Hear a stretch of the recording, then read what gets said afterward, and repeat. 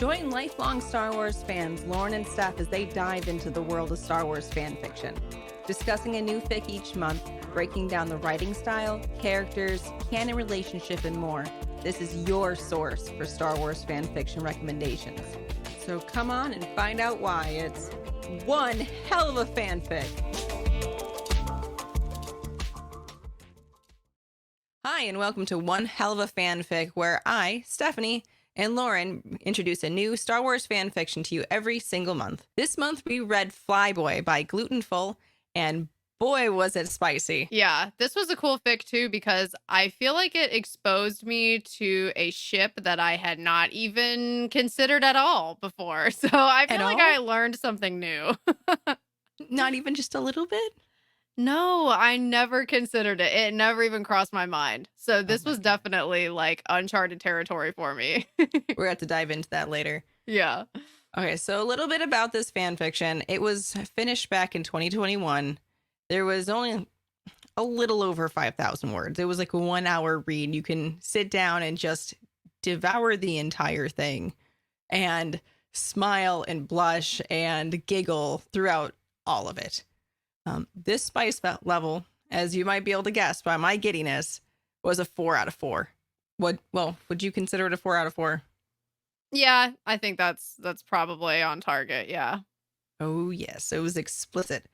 So 18 and older only. Yeah. So canon relation for this one was alternate universe. The author straight up says in the beginning that they don't at all follow lore or really any kind of timelines. They're making this up as they go, and it's just they say for one reason only, and it was because of some Discord server. So my favorite part of the notes this time was that you took pity on me and you filled the tropes in. Would you like to introduce them to us? Well, I saw that they weren't filled in yet. Yeah, so tropes in this one, we have celeb crush. That's pretty much how the romance starts off in this story, is it starts off as a celeb crush that grows into something more. We have happily ever after, which is always wonderful when it's a romance, because for me, a romance has got to have a happily ever after. And we also have insta-lust, which you may be able to tell what that means. Pretty much insta-lust is when two characters have a super strong attraction to each other right off the bat. They waste no time. And you know where that goes. All right, so what was this all about?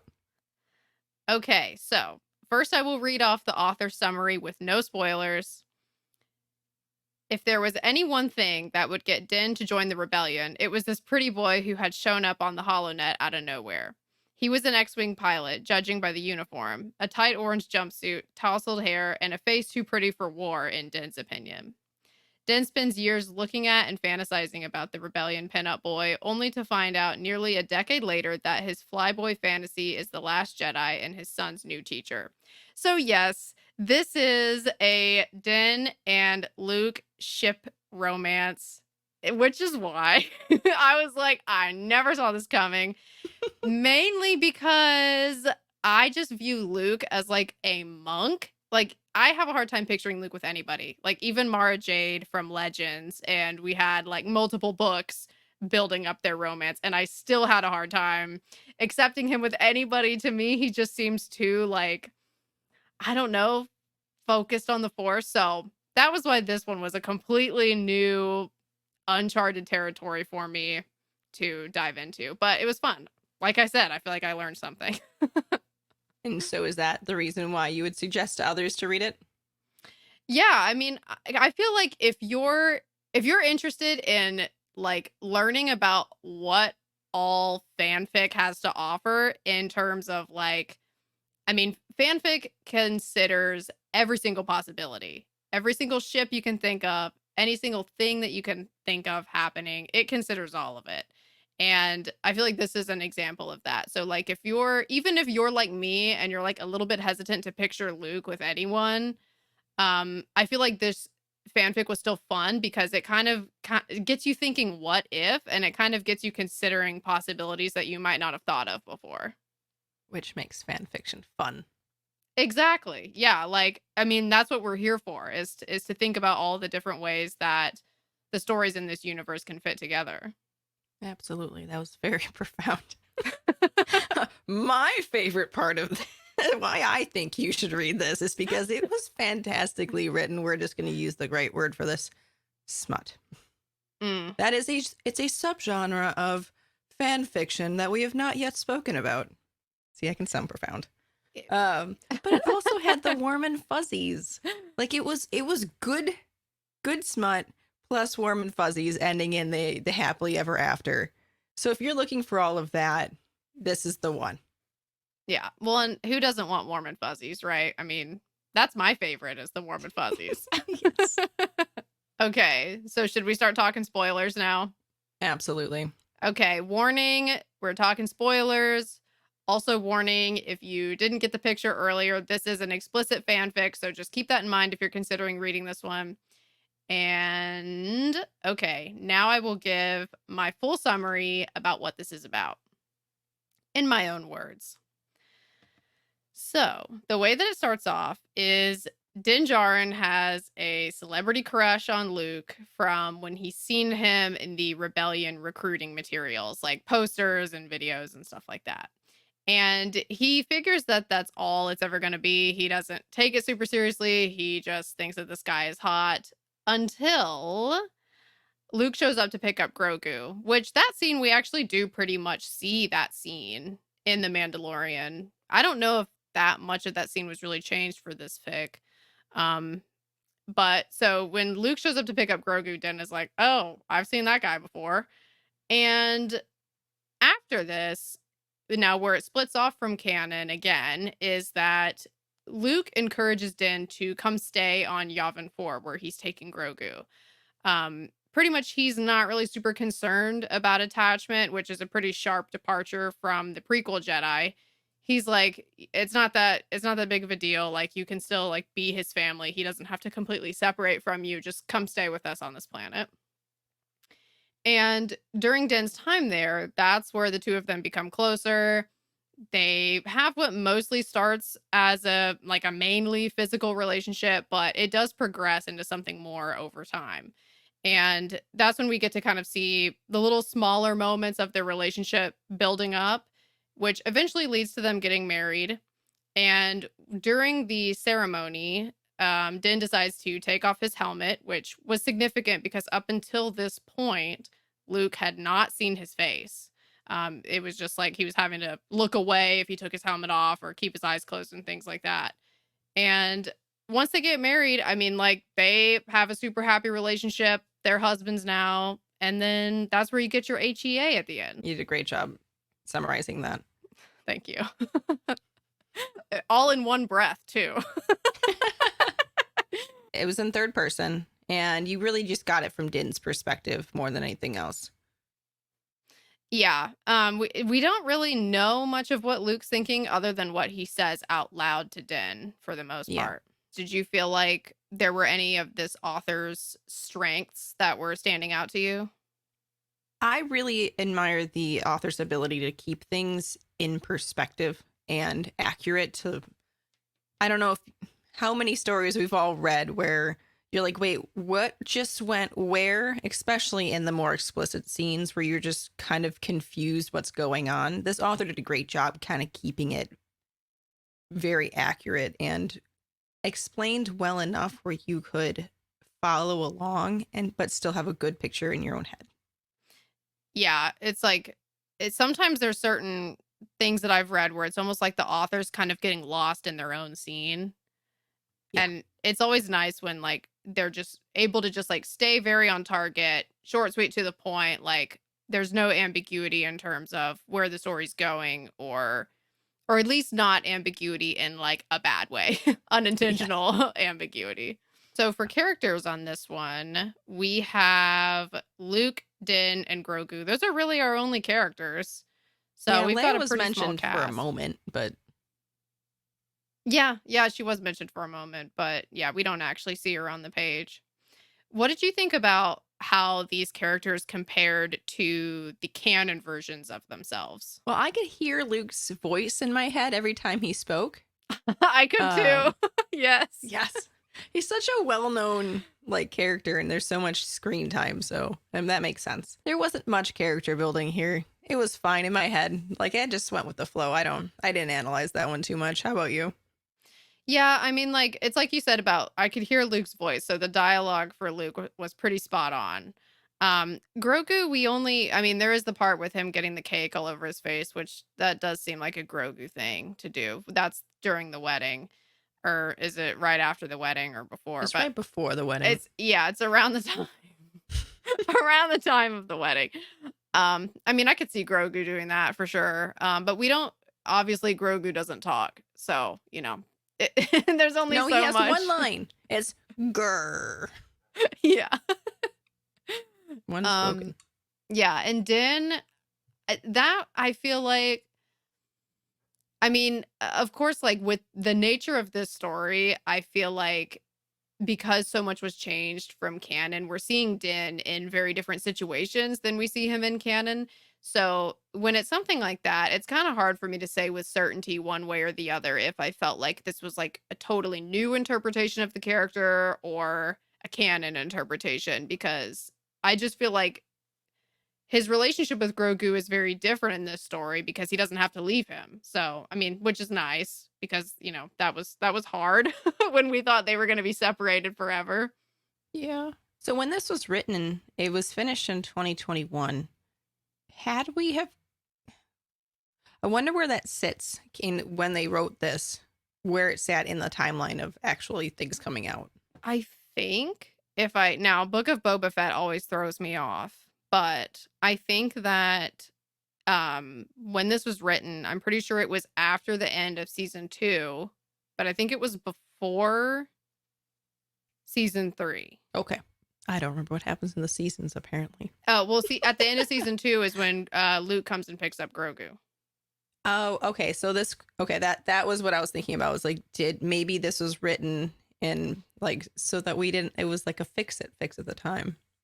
Right. That was kind of how it felt to me. I would need to compare. It's like you said, like with I get thrown off in terms of what season is what with Mandalorian because I feel like Book of Boba Fett got me all out of whack. I would have to compare the actual dates, but it does kind of feel a little bit like a fix it to where, there's this scene where we think they're going to be separated, but then it turns out they don't have to be and they can all be a family together. So that's really nice. Which was mentioned. It was so cute. Okay, we're going to go into the emotions and reactions section so we can talk about that. Yeah. Tell me your reactions. He's like, so they get married and he's like, and then we have to pick up our son. And then he reiterates it. He's like, our son. I was like, ooh. Yeah. It was an immediate, like, adopted into, like, there was no hesitation at all. It's just also Luke's son. I should have put found family on the tropes. Fix it, Fick, and found family. That's a perfect example of found family. Yeah. Because, they adopt him. And then they just get to have like a happy, peaceful life after this, which is awesome. My reactions. Okay, so I kind of mentioned this earlier, that this was the first time I think I've ever read a fanfic of 2 characters that I wasn't already shipping myself. Like, really? I was thinking back about all the fanfics that we've read on this show. I was thinking back about all the Rings of Power fanfics I've read. I know that's a controversial statement for some people. But like I was thinking back, and all of the fics I've read is stuff that like characters that I already shipped based on the show, and then I went and looked for fanfics that went with my own headcanon that I already made. All right. So this one I felt like I was like coming at it from like a different angle. I was like, Din and Luke, this is like, I don't know how I'm gonna be convinced of this.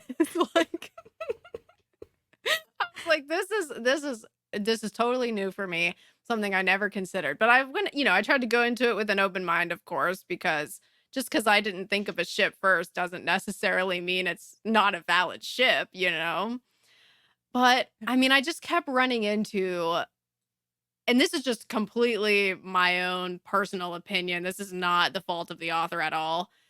I just view Luke as such like a monk character. I just don't. It's hard for me to picture him in a relationship with anybody. And I felt the same way when I read the Legends, Timothy Zahn, Thrawn trilogy where Mara Jade comes on the scene. I mean, I loved Mara as a character, but I had a hard time buying the relationship with her and Luke. I don't know. So that was really my only hang up. I hope you read that comic where they get married. That trilogy comic series. I haven't read the one of them getting married, no. Oh, it's funny. Do you think that's going to sell me? No, I don't. Oh, is it bad? Oh, it's horrid. It's great. So it's just seriously, gonna Mara give me and her entourage go onto a spa, and then they get into all kinds of shenanigans, and then the boys go off to. It is. You gotta read it. Okay, well, that sounds like it's just gonna give me more ammunition for not being able to picture Luke with anybody. Like, I don't even know who the answer is. If someone was like, ship Luke with somebody, I don't even know what I would say. So It's Din, obviously. I mean, maybe. I mean, I don't know who else there would even be. Right. Well, there's that brief thing with his sister.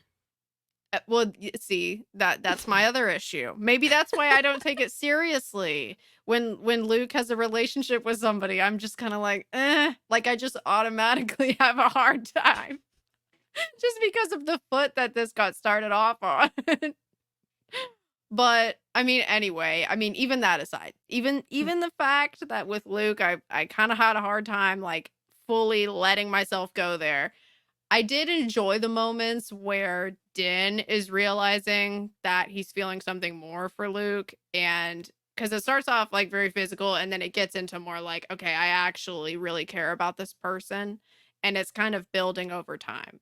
And that kind of thing I always love. That pretty much always works for me. I love like seeing the relationship building over time. I mean, it wasn't really a slow burn, obviously, for obvious reasons, but like that's the type of thing that I like, is like little moments that are kind of a slow burn feeling. So I enjoyed that part of it too, though. Okay. What was your favorite scene? Well, I didn't go with anything too dirty. I wanted to. But I really like that one. Whatever. So what's your second favorite scene? Thank you. My second favorite scene, the first one to leave undisclosed, whatever the term is. Right before, we already kind of touched on it, the cake scene. So they're having their 1-year anniversary of them being out there training with Luke, and they're having a cake, and Din kind of mentions how he kind of gave up already about the kid getting cake all over him. And I love how even the story, he still refers to Grogu as the kid. And it's a very Din thing to say, and I like that. Yeah. But he's like, I just gave up on the kid getting cake all over him, and it's better just to clean him up afterwards, kind of a thing. And so then Luke kind of looks over to him and is like, do you still want to get married? And then, because I guess Din had already proposed like 6 months in. And then Luke's like, whoa, not slow down. But yeah, not yet. But then, so afterwards, he's like, oh my goodness, yes. He's like, well, let's go do it now in the garden. He's like, wait, I've got to clean up the kid first. And it was like such a parent moment. It was sweet. Yeah, because he's still like first and foremost a dad. Yeah. Like, and you can tell that in this story, even despite everything else going on, Grogu is still like his son, you know? Yeah. What was your favorite scene?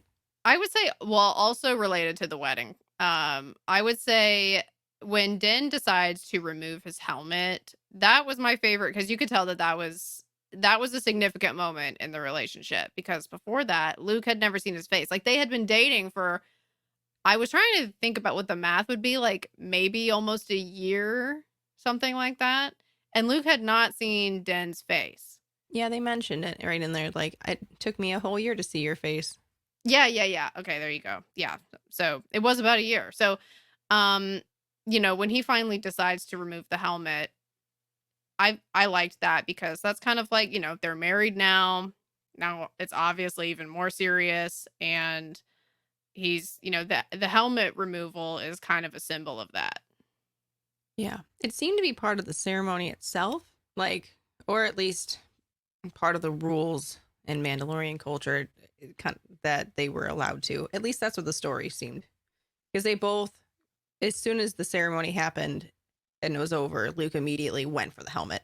Like it was just assumed.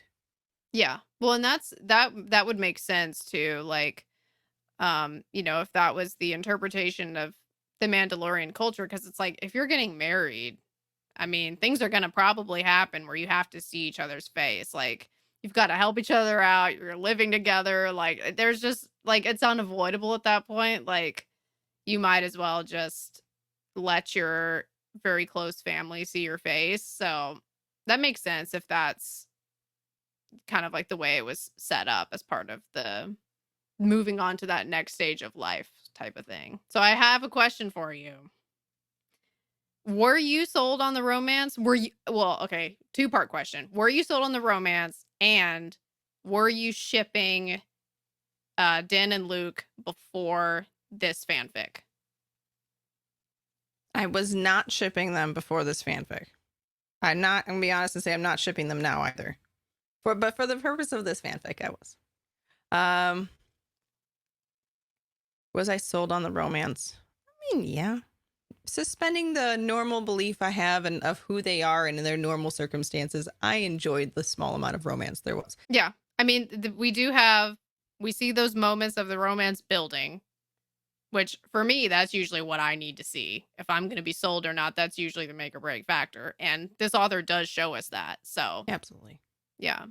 It gets you, it does get you, like, it hooks in you and you're like, oh, and it kind of flows along and it's cute. Which I was surprised because large segments of this were dedicated to more intimate scenes.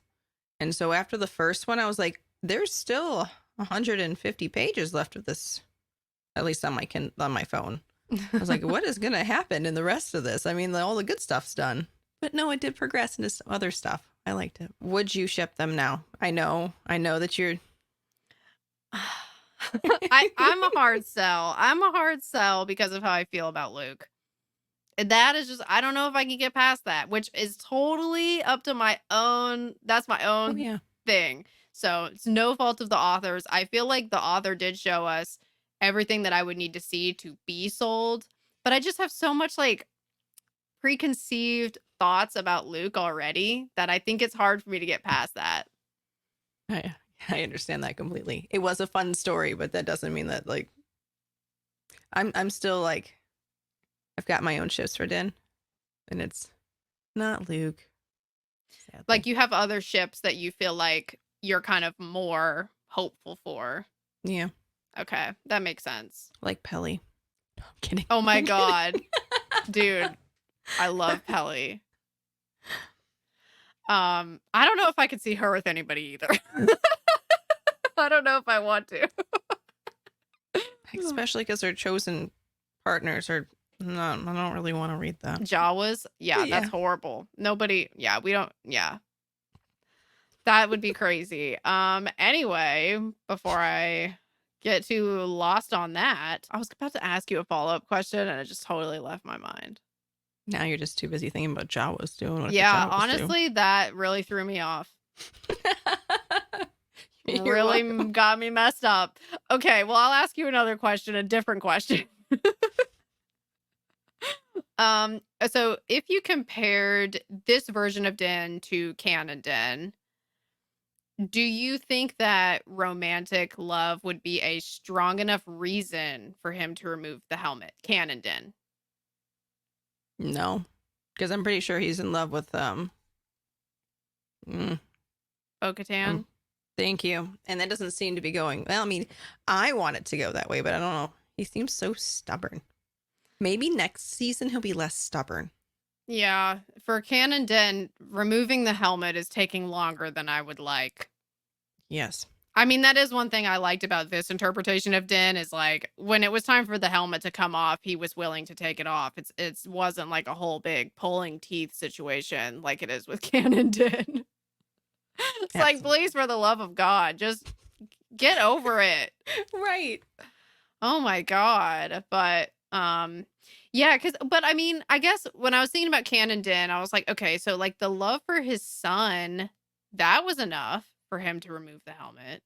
But I mean, Yeah. romantic love, it's a different thing, So it's hard to say, like, if it would be enough for him. But I mean, that's a good comparison with Bo-Katan because I don't know, maybe there's still time. I'm hoping there's still time because I would be disappointed if he never takes the helmet off. Yeah.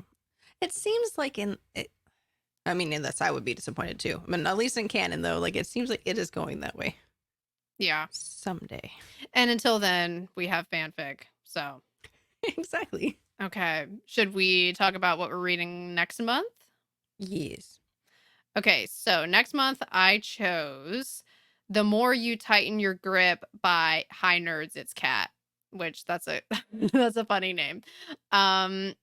This fanfic is about it's Leia in the moments after Alderaan is destroyed. So like the opening of this fanfic starts with her feeling a lot of anger and sort of like what is she going to do with that going forward? Wow, that is like a complete 180 from this one. It is a complete 180. And also another thing that's a 180 about this fanfic is it's written in second person, which we haven't read a second person fanfic before. I don't know if I ever have. Yeah, it's kind of like I read sort of like the first part of it, and it is a little bit like it's a different feeling to the story when it's written that way. So I'm excited to see like how exactly that's going to affect the way that we view this character in this one.